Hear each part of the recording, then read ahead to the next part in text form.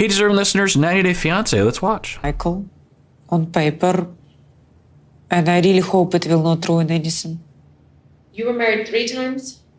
Yes, 3 times. One marriage, I got divorced, I met my second husband, I jumped into marriage. I got divorced, I met Michael, I jumped into marriage. All my life, I've been married. Interesting. I don't know if what that means, but she's saying that she jumped into marriage all 3 times, and she was, it sounds like, very short periods of being single, because I've been married my whole life. You know, what does that mean? Does that mean like a few years? Does it mean a few months? I don't know. But it sounds like Michael didn't know she was married twice before. I think that's what they're saying. Know that Natalie had been married twice before? I did. It's just a surprise to you guys because she didn't want to announce that she was married that many times. So she asked me to keep that a secret. Interesting. I always find it interesting that the cast members go on a reality TV show, but they don't want to reveal fundamental details about their life, thinking that they'll never be talked about. You know, like, of all the things that have ever happened to Natalie and that Natalie has done on the show, being married twice before to her is the most humiliating thing. Anyway, now people are entitled to their privacy for sure. But again, if you go on a reality TV show, especially a show like this, I would just think you'd say, well, I'm not going to have things be private. But anyway, so having said that, I think that even if you go on a show like this, you are, I think, entitled to a certain level of privacy, and meaning that if you don't want to reveal something, if you don't want the public to know about something, and, you know, because a lot of times, like the picture apparently that people shared about Mike claiming that he was dating someone, you know, I feel like with a politician or with someone like, I don't know, someone huge, famous, that's like a millionaire, like Brad Pitt or something, I still have a problem with the paparazzi, but, you know, these people, they're just working people. They're just regular people. And I'm sure they get some sort of money from the show, but it can't be a lot because it's not like they're all rolling in dough, you know? Not everyone has fart jar money like Stephanie does. But, and no disrespect, hey, you know, do what you got to do. But anyway, point is I'm sort of changing my mind as I'm going. At first, I'm like, Natalie, why would you try to keep that secret? Why would you think you could keep that secret? And then now I'm changing my mind. I'm like, no, look, if someone doesn't want to talk about something about their past, then we don't know the reason why she didn't want to talk. Anyway. Which I did for her. I don't want anymore to get married. It's bad to get married so many times. That's why, like, when he tells me divorce, it's like killing me. Because, oh my God, I can't go through all the shit one more time. I just can't. I don't know what to do. So we have to wonder about those past relationships. You know, sometimes you break up, incompatibilities like Tanya and St. John or something. You know, I'd be curious, given what we saw on the show and given my working hypothesis about Natalie's personality and her attachment wounds, that I don't know if they exist or not, but be curious about what these other relationships would say about her pattern. God. Life is complicated and messy, and I think a lot of people who go out with you will understand that, yeah, you might be divorced 3 times, but, like, that's your life story, and, you know, you grow from that. I'm not Elizabeth Taylor. It's, like, bad. So it's not bad. The thing that I say is, like, well, what if you had 3 extremely long-term relationships, like, you know, 10 years, but you never got married? And would that be okay? They'd be like, yeah, that's fine. Well, then what's the moral bad? You know, when we say bad, we're thinking shameful, morally bad, something that is wrong. Polluting the atmosphere is wrong. Killing someone is wrong. Lying is wrong. That's bad. Those are bad things. Getting married as often as Elizabeth Taylor, that's not bad. Now, if children are involved, if your own self-preservation is threatened, you know, something to think about for sure. But just on paper, just the sheer fact, the detail that you've been divorced 3 times is not bad. it's just a detail. And good on Stephanie for saying, it's fine. Life is messy, and life is messy. Life isn't how you think it is when you're 13 and you're watching Disney, princesses and stuff. Like that's what we're told, or rom-coms when you're 22. Life rarely works out that way. And being divorced 3 times is, if someone's going to judge that, then, screw them, really. Screw that.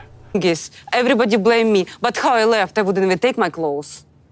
I wouldn't even take my clothes. And I rented a room from an old lady. And I begged you, Michael, please, could we spare from the money we own together? You're boss of the company. You knew how hard I worked on this. I need a really car. Would you answer for me, Natalie? Yes, $3,000, we can buy you a car. No. Okay. I don't know. I'm guessing that Natalie and Mike know what Natalie is talking about, but is she talking about old resentments right now? Or is she talking about post-separation? I don't know, maybe we'll get some clarification. Like, Michael, really, I need the car. Why am I going to buy you a car, Natalie? Why am I going to buy you a car when you live in Florida? Did you all file the papers for her green card already? No. You've never filed papers for your green card? Filed to change the status. That's what it is. He's saying they didn't do that. What do you mean He we didn't do had it? to have. She doesn't have a status. She doesn't have anything. So it sounds like Natalie was upset that he wasn't buying her a car even though they were separated.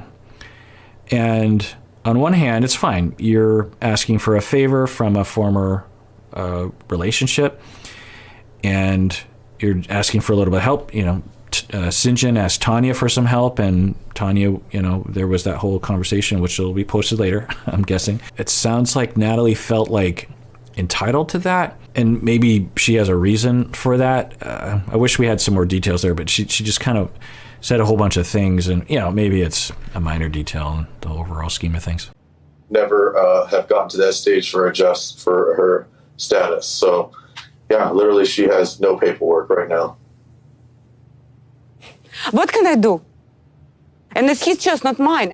I'm not a toy. He cannot bring me to another country, make me to survive here. I don't know enough to know what to say, but which is probably most of the time. But what I'll speculate is that he was in charge of the paperwork for her status in the United States, the green card status, and he either just didn't file it, or in a hostile act didn't file it because he didn't want her to stay in the States. We've seen that before. People like Danielle trying to kick Muhammad out of the country.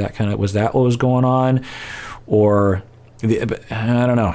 But then we look at Natalie. We could imagine Mike being that way given his attitude. But on the other side of the coin, it's like, if you're Natalie, how come you don't know that? This is your life. How come shouldn't you be the one making sure, communicating with, and now it's the government, so maybe there's no one to talk to in a convenient way.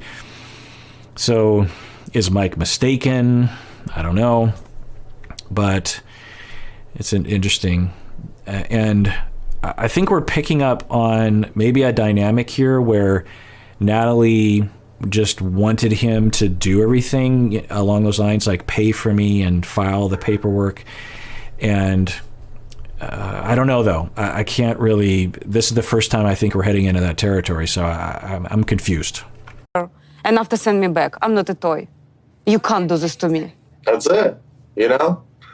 I hope you find someone, Natalie, that makes you happy, and you have a great family and everything else. I'm 37. It hurts because I gave you 4 years of my life. And I left you without even taking my clothes. So she keeps bringing up this point. I didn't even take my clothes. I'm pretty sure Mike wasn't saying you couldn't take your clothes. So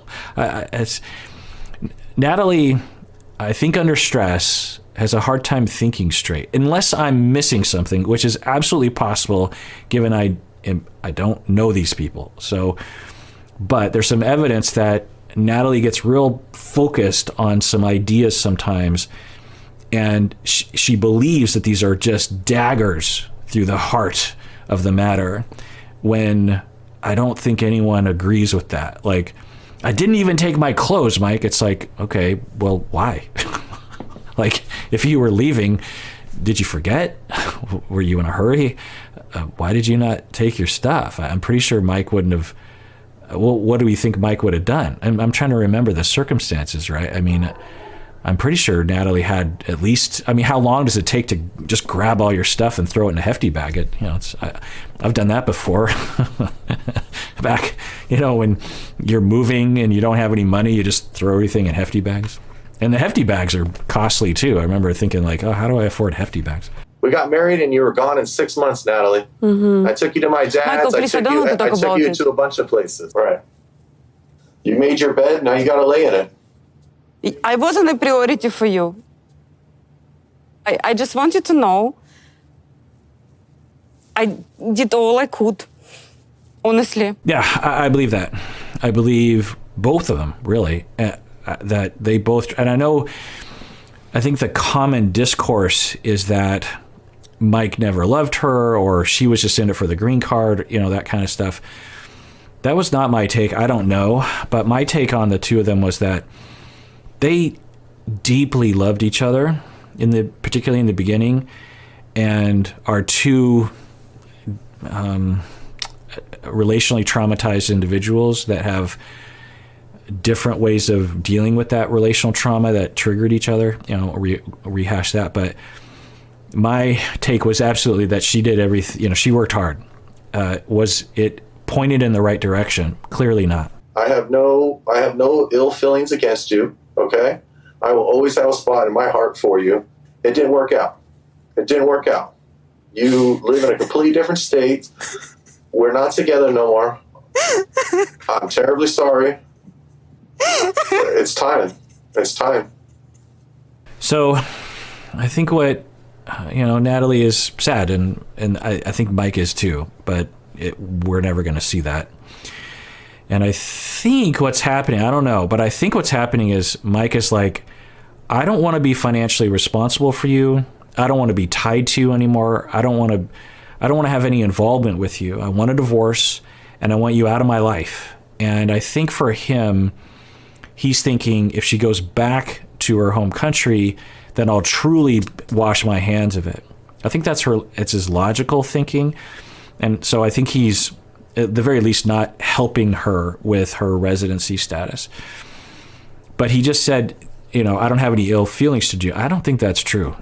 I think we've seen that he has some hostility towards her, which is from that pain, from the pain of the loss, from the pain of the rejection.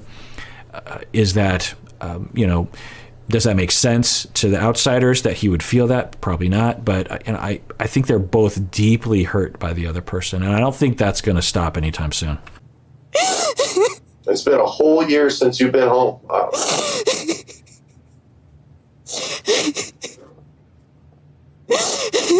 No. Yeah, I think Natalie is going to a dark place right now. I think she is very close to this often. And for Mike, I think he is very close to this as well, but he deals with it in this opposite way. Natalie's pain is easily observable right now.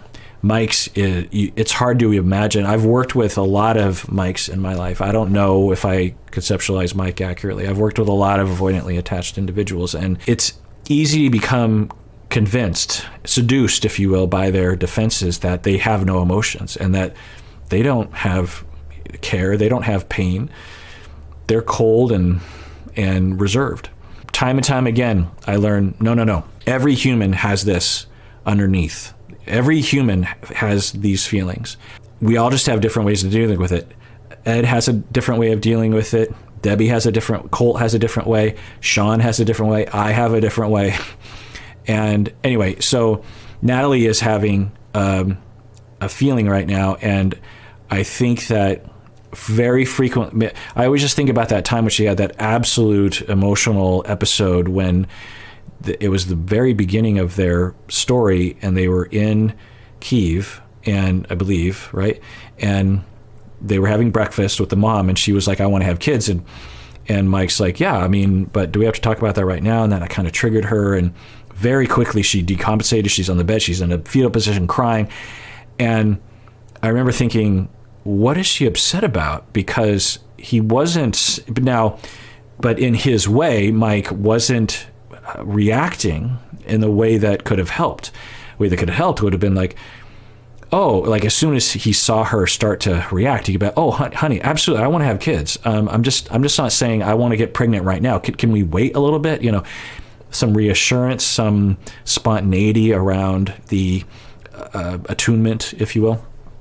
But he didn't do anything like that. So she continued to be triggered by her distortion that he was abandoning her. And of course, we know her trauma, which is the father that abandoned and had kids with another woman, and she felt left out. And I think right now, this is what we're seeing. We're seeing 4-year-old Natalie, who is crying herself to sleep at night, wondering why daddy's not coming home. And I think that is a constant emotional space that she deals with on a minute-to-minute basis.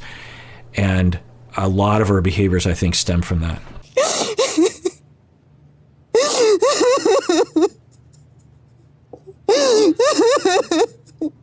It's okay.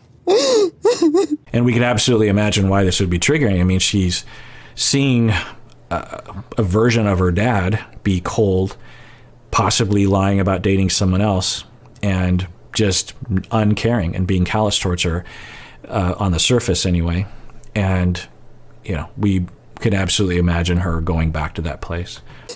I'm crying.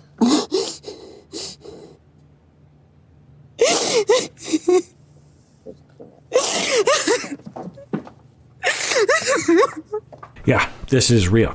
This is what we saw, and I'm guessing she goes here often.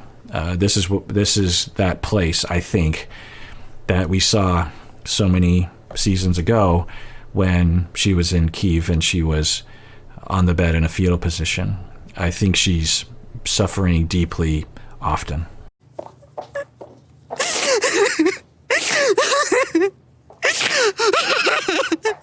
Yeah, I mean, you hear the crying and you just have to feel for Natalie right now.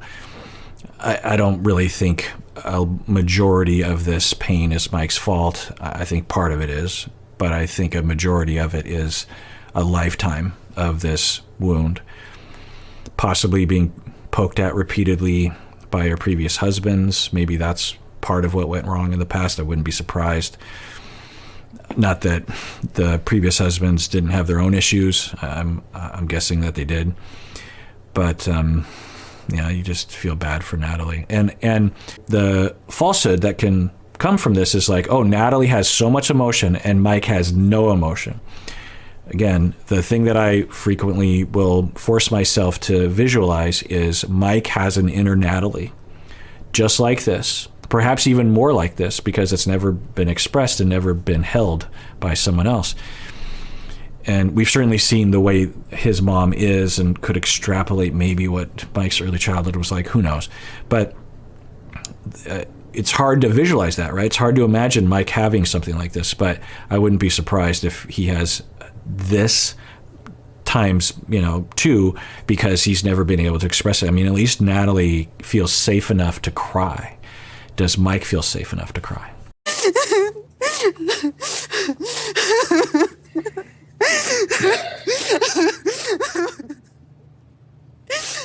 The other aspect that I'll throw in here that I think is perhaps an addition to what's happening is when we are growing up and we're being neglected somehow, one of the options that's available to kids as a defense that we clearly see many kids developing, and then we see the results of the adult development of that defense, is amping up our emotional response. That when you have a normal, spontaneous response to a stimulus, you have a normal emotional response, and you get inconsistent attunement or lack of attunement, and then you start experimenting, and this can be subconscious, it could be neurological, with bigger emotional expressions, and you get more attunement, you learn, oh, this is all mostly subconscious, I have to amp all my emotions times 3, because I'll never get attunement if I just react normally. And so the neurons actually will wire itself such that every emotion is felt much bigger, and therefore the emotional expression is bigger. And then you might, as an adult, really feel emotions a lot and signal very often, which can have mixed results. Some people, it might cause people to move in and say, oh my God, let me take care of you. Other people might be like, whoa, that's a lot of emotional expression. I don't like that.